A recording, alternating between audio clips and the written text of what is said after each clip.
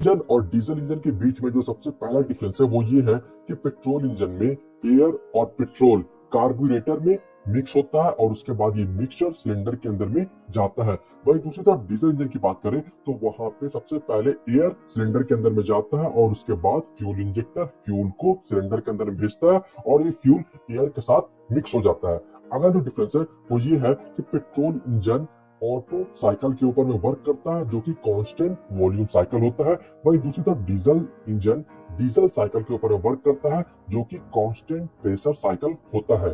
अगला डिफरेंस ये है कि पेट्रोल इंजन में एयर और पेट्रोल के मिक्सचर को कंप्रेशन स्ट्रोक के टाइम पे कंप्रेस किया जाता है और उसके बाद स्पार्क प्लग से निकले हुए स्पार्क की वजह से ये मिक्सचर इग्नाइट होता है। वहीं दूसरी तरफ डीजल इंजन की बात करें तो वहां पे पहले एयर को कंप्रेस किया जाता है और इस एयर के कंप्रेशन की हीट की वजह से एयर फ्यूल का मिक्सचर इग्नाइट होता है। अगला जो डिफरेंस है वो ये है कि पेट्रोल इंजन का कंप्रेशन रेशियो कम होता है, वहीं दूसरी तरफ डीजल इंजन का कंप्रेशन रेशियो ज्यादा होता है। अगला जो डिफरेंस है वो ये है कि पेट्रोल इंजन में जो कंप्रेशन रेशियो कम होने की वजह से ये जो पावर प्रोड्यूस करता है वो कम होता है, वहीं दूसरी तरफ डीजल इंजन ज्यादा पावर प्रोड्यूस करता है। अगला जो डिफरेंस है वो ये है कि पेट्रोल इंजन में स्पार्क प्लग को यूज किया जाता है और स्पार्क प्लग पेट्रोल इंजन का एक इंपॉर्टेंट कंपोनेंट होता है, वहीं दूसरी तरफ डीजल इंजन में स्पार्क प्लग की जगह पे फ्यूल इंजेक्टर माउंटेड होता है। अगला जो डिफरेंस है वो ये है पेट्रोल इंजन में जो फ्यूल बर्न होता है यानी जो पेट्रोल बर्न होता है उसकी वोलेटिलिटी हाई होती है। वोलेटिलिटी का मतलब हुआ कि वो जल्दी वेपोराइज हो जाता है, वहीं दूसरी तरफ डीजल इंजन में जो फ्यूल बर्न होता है यानी जो डीजल होता है उसकी वोलेटिलिटी कम होती है।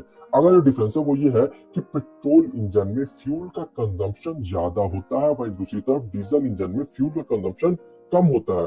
अगला जो डिफरेंस है वो ये है कि पेट्रोल इंजन लाइटर होता है, ओवरऑल उसका वेट कम होता है, वहीं दूसरी तरफ डीजल इंजन हेवियर होता है।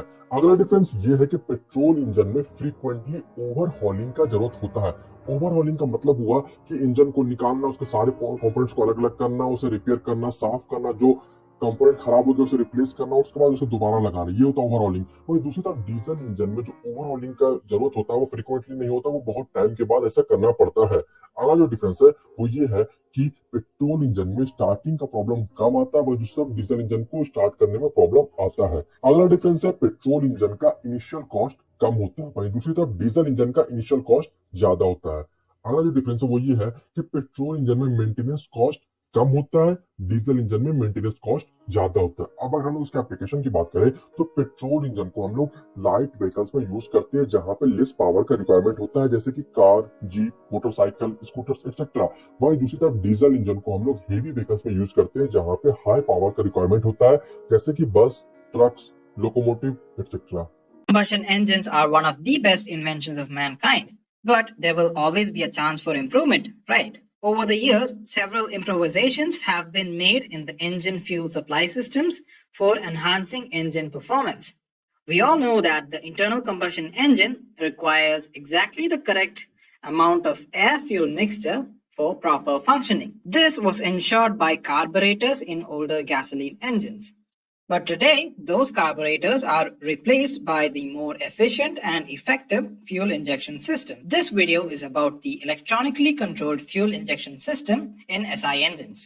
Fuel injection system injects fuel at higher pressure using an electronic fuel pump, whereas the carburetor depends on the vacuum created in the engine during suction stroke.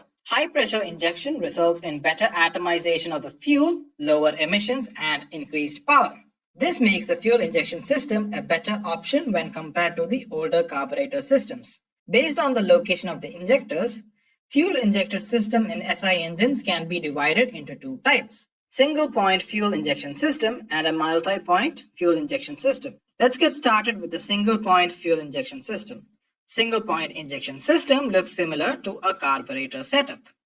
It has one or two injectors placed in the throttle body, that is, the passage through which the air intake to the engine is controlled. Hence, this is also known as throttle body injection. The injector is controlled by the ECU and it is placed over the throttle valve, which controls the airflow. The fuel from the fuel tank is pressurized by means of an electronic fuel pump and it is sent to the injector.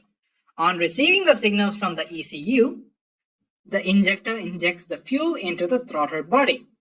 Then the fuel mixes with the air and enters the inlet manifold of the engine through the throttle valve. This is how the single point injection system works.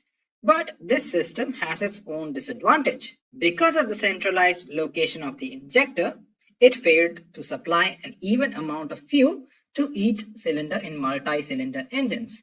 This problem gave rise to the development of the multi-point injection system. The construction and working of the multi-point fuel injection system are almost similar to that of CRDI. In a multi-point injection system, each cylinder is provided with individual injectors and they are connected via a common rail. Here the injectors are placed in the intake port near the intake manifold, and so this injection system is also known as a port injection system. The pressurized fuel from the pump reaches the common rail and it is sent to individual injectors. On receiving the signals from the ECU, the injector sprays the fuel near the intake manifold where it mixes with the air and enters the combustion chamber. This is how the multi-point injection system works. If the MPFI controls the fuel injection by taking manifold pressure, engine speed, and air density as main signals, then it is said to be a DMPFI system.